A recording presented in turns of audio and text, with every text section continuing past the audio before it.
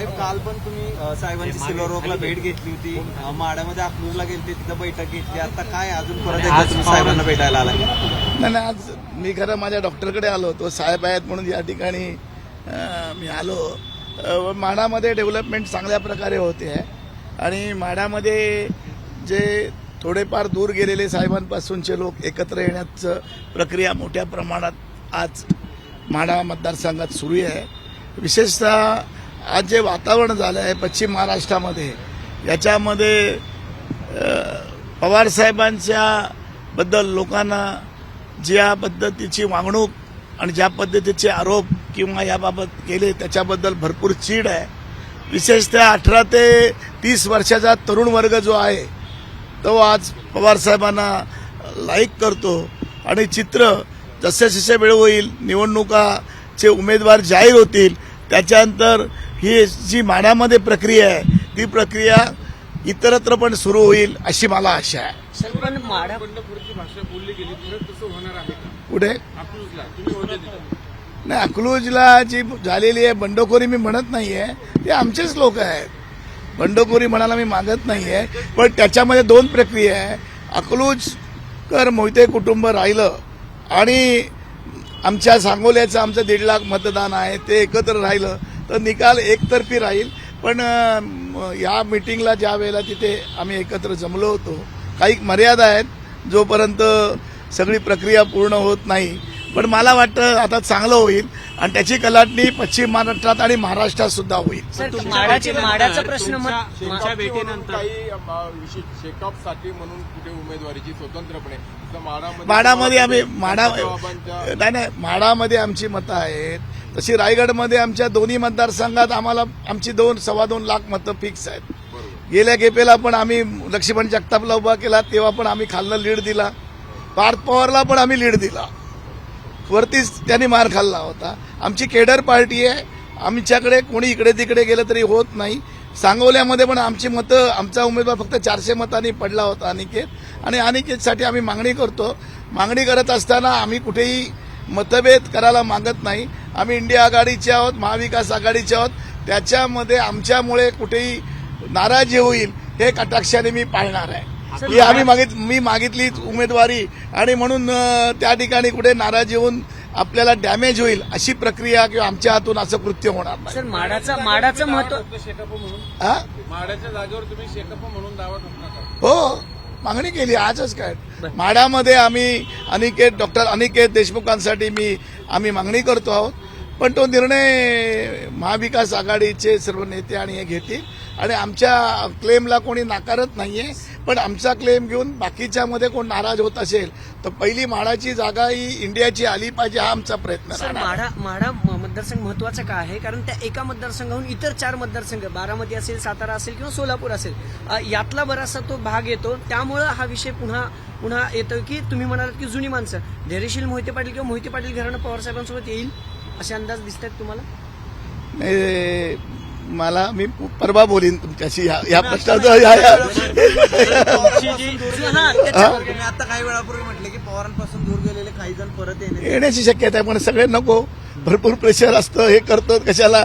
मला वाटतं तुमच्या प्रश्न विचारण्यामध्ये तुम्हाला वाटते व्हावं असं तुमच्या मनात दिसतंय. बोलताना बडबड. हा प्रश्न डबल ह्याच्यासाठी विचारायचा. सर, विजयदादा व्हीएसआयला आले होते. व्हीएसआयची ती नॉर्मल बैठक होती, पण तिथं काही चर्चा झाल्यासारख्या करून जुनी माणसं माढ्यातली म्हणल्यावर विजयदादा नाही, विजयदादा व्हीएसआयला दरवर्षी येतात, ते याच्यामध्ये आहेत आणि पवारसाहेबांच्या बाजूलाच बसतात.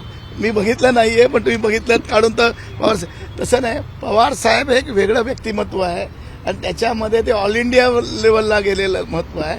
या ठिकाणचा महाराष्ट्राचा जो विकास झाला आणि महाराष्ट्राची डेव्हलपमेंट झाली त्याच्यामध्ये आणि शेतीमध्ये आमूलाग्र असा बदल या ठिकाणी झाली. साखर उद्योगामध्ये जो बदल झालेला आहे तो सगळा मूळ पवारसाहेब आहे. सर, तुम्ही काल बऱ्याच दिवसांनी माढ्यात गेला, माढ्यात बदल होणार यावर्षी? नाही, माढा मतदारसंघात मी दर महिन्याला जातो, मी सांगोल्याला तर जातोच.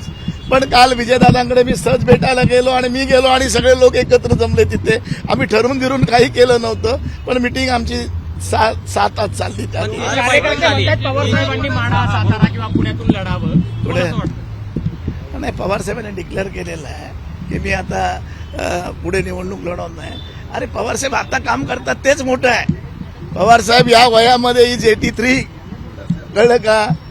मी 68 वर्षाचं, मला चालता येत नाही आणि ते एवढं काम करतात. त्याच्यामध्ये हेच कौतुकास्पद आहे. मला वाटतं पूर्ण महाराष्ट्र आज वेगळ्या भूमिकेतून आहे आणि मी प्रत्येक ठिकाणी महाराष्ट्रात फिरतोय. आता फिरताना पवारसाहेब आणि उद्धव ठाकरेंना जो रिस्पॉन्स आहे याच्यामध्ये तो चिकार प्रचंड आहे. आता मी वयाच्या 18 वर्षापासून राजकारणात आहे. आज 45-50 वर्ष मी करतो. ही पुढल्या 8-10 दिवसामध्ये 77च्या आणीबाणीनंतर जशी निवडणुकीला झेप दिली, लोक उभं राहायला तयार नव्हती, तुम्ही नसाल पण आम्ही बघितलेली आहात. त्या 77ची चुणूक किंवा त्यावेळची परिस्थिती माझ्या डोळ्यासमोर येते आणि तीच परिस्थिती आपल्याकडे होणार आहे महाराष्ट्रात असं मला वाटतं. म्हटलं की अनेक जुनी लोक यायला तयार आहेत, पण काही दबाव पण आहे. तर मग काय मोहिते पाटील दबाव जुगारणार का? एक तर मला तो विचारायचं, एक काहीतरी तर तर तो दबाव जो आहे तर तो कितपत काम करेल, सुधारणार दबाव की काय? मला वाटत नाहीये. लोकांची मानसिकता वेगळी आहे, परंतु मला बोलायला मर्यादा आहे.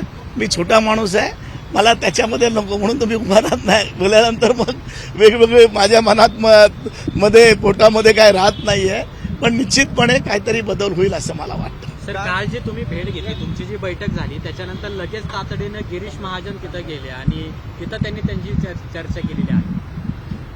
याच्यात काय फरक पडला ते त्यांनी ठरवायचं आहे. मी गेलो होतो म्हणजे तुम्हाला प्रामाणिक, मी कधी खोटं बोलत नसतो. ही मीटिंग मी गेलो, समोरून राजांना कळलं मी आलोय, राजे आले, इकडं माड्यातून नारायण पाटील आले, सगळे माझे मित्र आहेत ना. तेवढं काय आले, मला दादांची तब्येत बघायला आणि सहज मी सांगोल्याकडे जाणार होतो, तिथे थांबलो. ते म्हणाले नाही जयंतराव आज तुम्ही जेवूनच गेलो पाहिजेत म्हणून थांबलो आणि सगळे एक एक यायला लागले.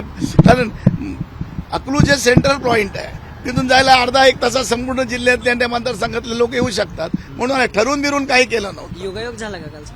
योग आहे, खरोखर योग आहे. मोहिते पाटलांसाठी किती दिवस राहिले? मावळा दिला ना, मोहिते पाटील वाघेरे येणार ना, 100% वाघेरे येणार. मोहिते पाटील वरनं लीड घेऊन आला, सीट आली. किती दिवसानंतर येतील मोहिते पाटील?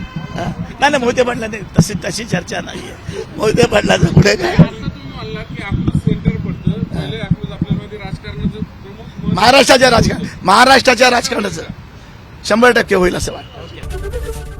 एबीपी माझा, उघडा डोळे बघा नीट.